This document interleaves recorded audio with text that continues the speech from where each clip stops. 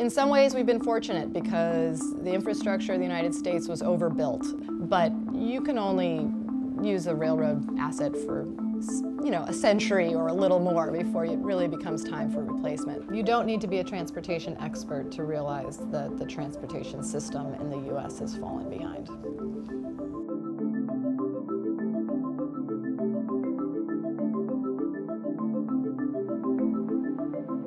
We run about 450 daily trains between Newark, New Jersey and New York Penn Station. So that's the most constrained portion of the entire Northeast Rail Corridor. It's only 2 tracks and it's where we have the most traffic. So the Gateway program aims to double capacity along that stretch of railroad, going from 2 tracks to 4 tracks. The Hudson Tunnel project is the top priority. It's the first piece of the Gateway program to get started, and we need to start on it as soon as possible. We just can't figure out ways to move more people across the Hudson River unless we build a new subway. The biggest, fastest growing industry in the state of New Jersey is called commuting to New York. Most of the growth over the last generation of commuters into New York City have been coming from west of the Hudson River. The entire Boston to Washington Northeast corridor, the bottleneck in that entire system is the Hudson River. The typical New Jersey Transit commuter is used to a situation where they arrive in the morning, they step off the train, the platform is completely crowded with people, and it takes anywhere from 2 to 5 minutes to make their way up from the platform to the street. So that type of crowding is something that people experience every single day.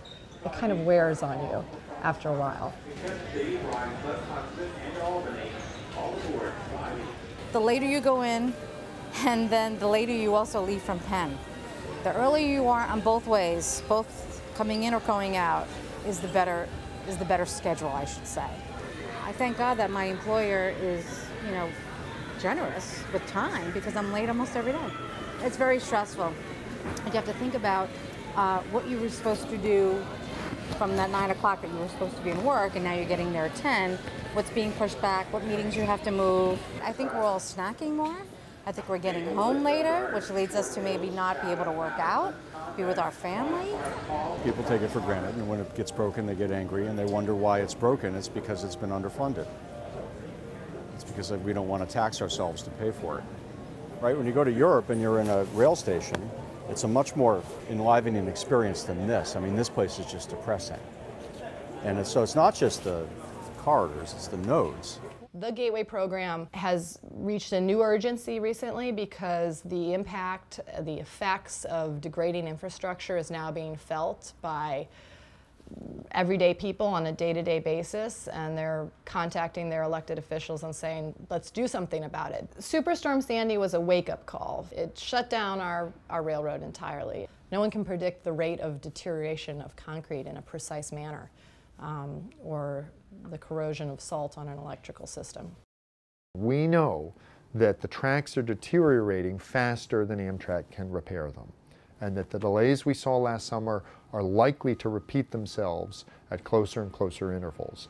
And as that happens, more and more people are going to say, you know what, I'm moving to Atlanta, or I'm not going to open a new business here, or I'm not going to buy that house.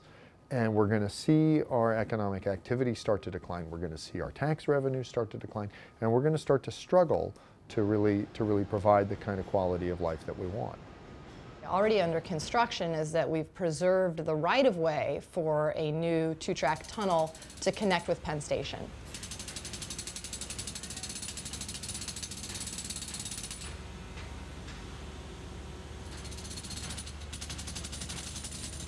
There will actually be probably two different kinds of tunnel boring machines used, one for the soft muck under the Hudson River and another for the hard rock under the New Jersey Palisades. So if we can get everyone focused and committed and remain committed over that period of years that it requires to deliver the program, that's the accomplishment. We take this very seriously, and we are managing an asset that's lived beyond its useful life. It's time to be replaced. It's time to be expanded, modernized, improved. And it's an urgent problem.